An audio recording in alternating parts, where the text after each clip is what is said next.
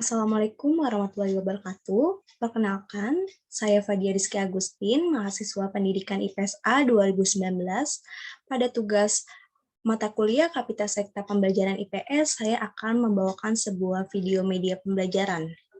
Mohon disimak dengan baik. Assalamualaikum warahmatullahi wabarakatuh. Selamat pagi anak-anakku kelas 9. Alhamdulillah hari ini kita bisa bertemu kembali dalam mata pelajaran IPS. Melanjutkan materi pada minggu lalu, pada pertemuan kali ini kita akan mempelajari bab 3 subbab 2, yaitu mengembangkan ekonomi kreatif berdasarkan potensi wilayah untuk meningkatkan kesejahteraan masyarakat. Untuk pertama, kita akan membahas materi pada hari ini, yaitu yang pertama ada konsep ekonomi kreatif, subsektor ekonomi kreatif, dan yang ketiga ada upaya meningkatkan ekonomi kreatif. Pertama, kita akan membahas mengenai apa itu konsep ekonomi kreatif.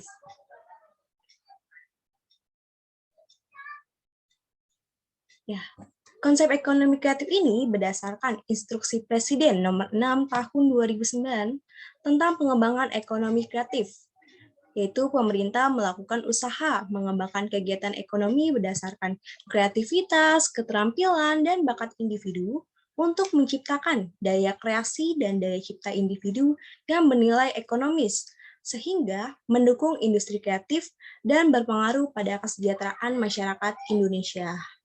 Lalu perekonomian ini mengalami transformasi atau perubahan yang tadinya berbasis sumber daya alam menjadi berbasis sumber daya manusia. Itu untuk konsep ekonomi kreatif. Lalu selanjutnya kita akan membahas pengertian ekonomi kreatif. Ya, jadi ekonomi kreatif ini merupakan pengembangan sumber aset kreatif yang diharapkan mampu meningkatkan pertumbuhan potensi ekonomi. Lalu seperti yang kita ketahui nih, adanya jumlah penduduk di Indonesia yang banyak, lalu juga potensi sumber daya budaya yang beraneka ragam dapat dijadikan sebagai modal untuk mengembangkan industri kreatif. Ekonomi kreatif ini juga tumbuh dari kekuatan ide yang luar biasa, maka gagasan kreatif sangat diperlukan dalam kehidupan ekonomi, sehingga para pelaku ekonomi ini dapat muncul suatu ide yang inovatif yang akhirnya dapat menjadi pendorong dalam meningkatkan kegiatan ekonomi. Lalu ide tersebut nih dapat dituangkan dalam aktivitas industri kreatif yang sebagian besar ada di sektor jasa atau menghasilkan produk abstrak. Lalu juga seperti data, software, berita, hiburan, periklanan, itu juga termasuk dalam ekonomi kreatif. Setelah kita mengetahui pengertian ekonomi kreatif, kita akan membahas mengenai subsektor industri kreatif. Jadi subsektor industri kreatif ini terdapat 14. Mari kita bahas satu persatu. Yang pertama ada periklanan. Ya, periklanan atau advertising. Nah, kegiatan ini berkaitan dengan jasa periklanan. Seperti terdapat di gambar nih, yaitu ada media reklame yang dipasang di jalan. Pasti kalian sering melihat ya iklan di jalanan. Lalu juga di media cetak seperti surat kabar dan majalah itu juga terdapat periklanan. Lalu ada juga nih di media elektronik seperti televisi dan radio itu bisa berbentuk periklanan gambar maupun suara. Bahkan di aplikasi yang seperti di YouTube, Spotify itu juga banyak terdapat periklanan suatu produk. Yang kedua ada arsitektur. Kegiatan ini berkaitan dengan desain pembangunan. Seperti di gambar nih, yaitu misalnya ada arsitektur rumah, taman, perencanaan kota, lalu juga konservasi bangunan warisan sejarah itu juga terdapat di dalam industri kreatif arsitektur. Yang ketiga ada pasar barang seni. Kegiatan ini berkaitan dengan perdagangan barang-barang asli, unik, dan langka, serta barang ini tuh memiliki nilai estetika seni dan sejarah yang tinggi. Lalu bisa dijual melalui lelang, galeri, toko, pasar swalayan, bahkan di internet juga bisa dijual. Nah, barang-barangnya ini meliputi seperti barang musik, percetakan, maupun kerajinan. Selanjutnya, yang keempat ada kerajinan. Nah, kerajinan ini berkaitan dengan kreasi dan produksi yang dibuat atau dihasilkan oleh tenaga pengrajin. Pastinya pasti kalian pernah nih membuat kerajinan, apalagi kerajinan dari barang bekas itu menjadi potensi ekonomi kreatif juga. Selanjutnya ada desain. Industri kreatif ini berkaitan dengan desain grafis, desain interior, desain produk, desain industri, bahkan produksi kemasan termasuk di dalam industri kreatif desain. Yang keenam ada fashion. Nah, fashion ini kegiatan yang berkaitan dengan desain pakaian, desain alas kaki, dan desain aksesoris. Nah, kalau di Indonesia ini yang paling terkenal yaitu ada batik ya. Batik ini ikonik banget, yaitu punyanya Indonesia. Bahkan masker itu sendiri termasuk juga terdapat dalam aksesoris ya, desain aksesoris yang sering kita pakai nih. Oke, selanjutnya ada video, film, dan fotografi. Kegiatan ini berkaitan dengan produksi video, film, dan jasa fotografi. Termasuk di dalamnya ini juga ada penulisan skrip, dubbing film, sinematografi, dan sinetron. Selanjutnya yang ke-8 ada permainan interaktif atau game. Kegiatan ini berkaitan dengan permainan komputer dan video yang bersifat hiburan maupun edukasi. Lalu permainan interaktif ini bukan hanya sebagai hiburan semata saja, tetapi juga sebagai alat bantu di dalam pembelajaran. Oke, baik. Selanjutnya ada musik. Musik ini berkaitan dengan pertunjukan rekaman suara. Nah, contohnya nih, di gambar itu ada bengkel seni FISIP Universitas Tanjung Pura, yaitu ada pameran ekonomi kreatif yang digelar tahun 2016. Ini termasuk dalam industri kreatif. Itu musik. Selanjutnya, yang ke-10 ada seni pertunjukan. Nah, kegiatan ini berkaitan dengan usaha pengembangan pertunjukan. Misalnya, pertunjukan wayang, tarian tradisional, drama, dan opera. Lalu di gambar ini contohnya tuh di Setu Babakan ya, itu di sebagai cagar budaya Betawi nih. Ada lenong Betawi, itu juga termasuk dalam seni pertunjukan. Yang ke-11 ada penerbitan dan percetakan.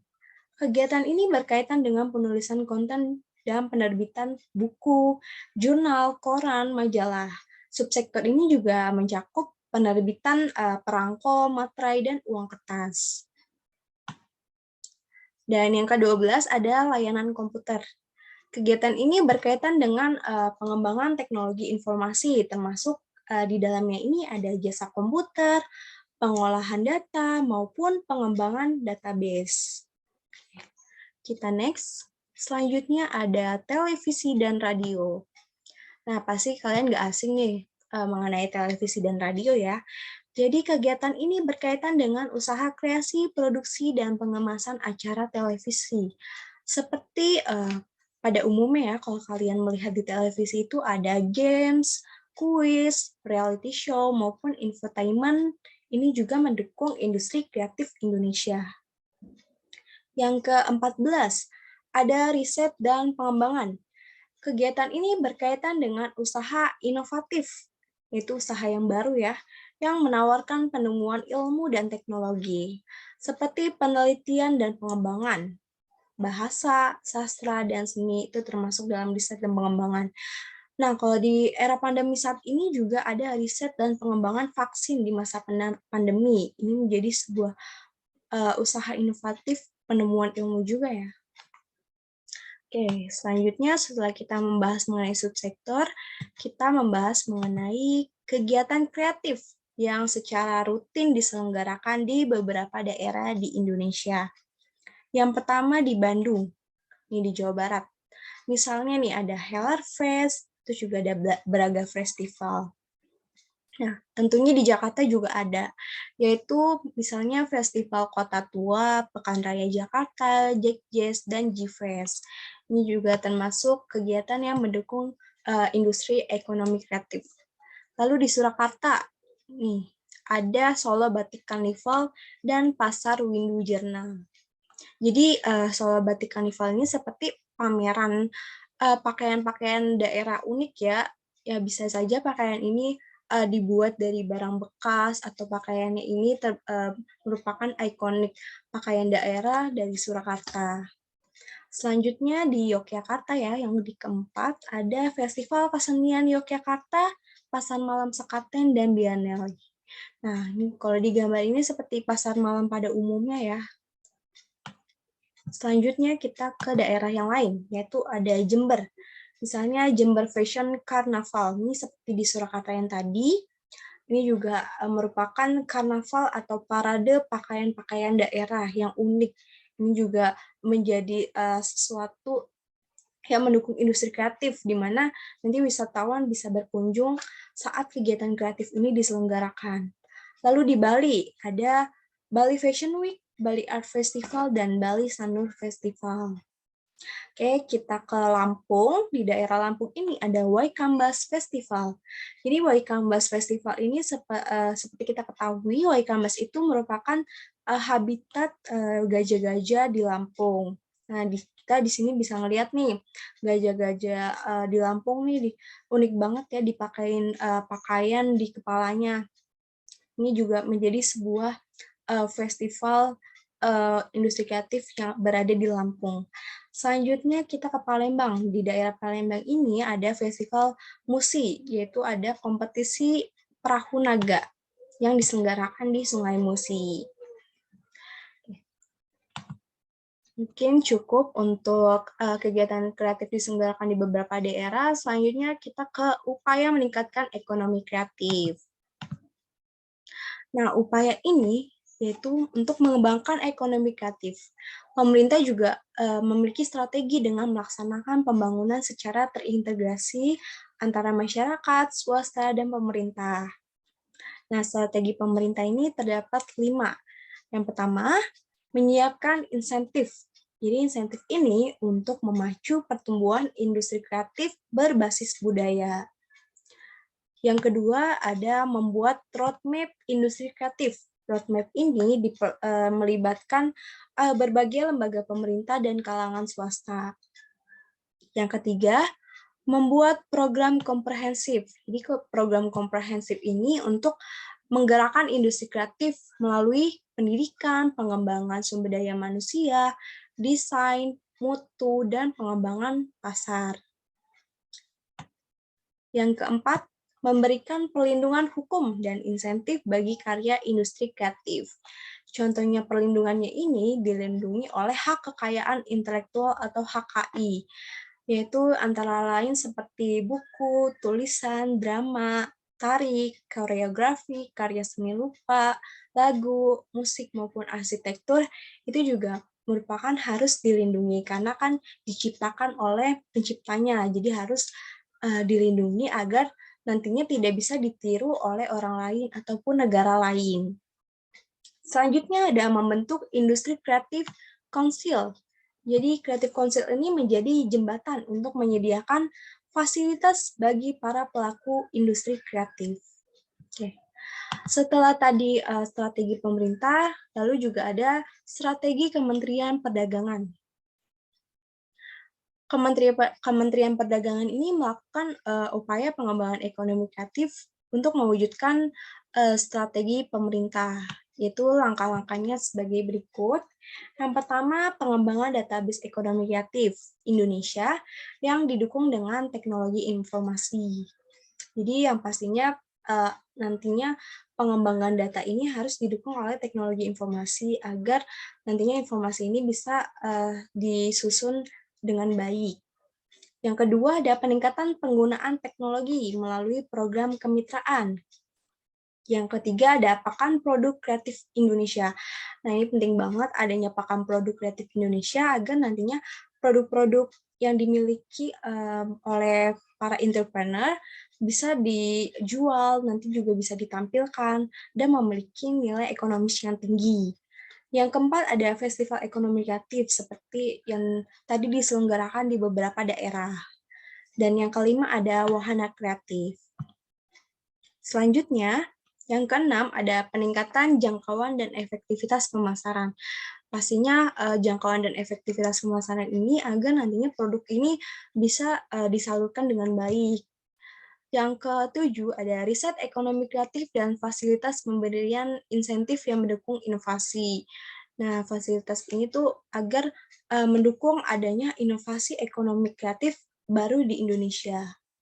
Lalu yang kedelapan ada fasilitasi kegiatan yang mendorong lahirnya insan kreatif dan entrepreneur kreatif baru. Jadi fasilitas kegiatan ini agar nantinya para entrepreneur atau insan kreatif yang baru ini mereka bisa lebih terarah dan bisa lebih banyak belajar mengenai apa saja kegiatan ekonomi kreatif nih yang berpotensi di Indonesia. Lalu yang ke-9, kegiatan fasilitasi, yaitu kegiatan yang mendorong lahirnya insan kreatif dan independen kreatif baru untuk merangsang atau terciptanya insan kreatif dan entrepreneur baru di Indonesia. Lalu yang ke-10 ada penciptaan identitas lokal daerah. Jadi identitas lokal daerah ini diadakan di tingkat 1 dan 2, serta adanya identitas nasional, agar nantinya produk-produk ini bisa mengetahui dari daerah manakah. Oke, baik. Setelah membahas mengenai upaya, mungkin ini kelas saya yang tadi kita bahas mengenai yang pertama dari konsep ekonomi kreatif, lalu juga ada subsektor ekonomi kreatif, dan yang ketiga juga ada upaya meningkatkan ekonomi kreatif. Alhamdulillah pembelajaran telah berakhir. Ibu harap anak-anak semua dapat memahami materi yang telah Ibu sampaikan dengan baik. Tetap semangat dalam mengikuti pembelajaran IPS. Sampai bertemu minggu depan. Ibu cukupkan. Wassalamualaikum warahmatullahi wabarakatuh.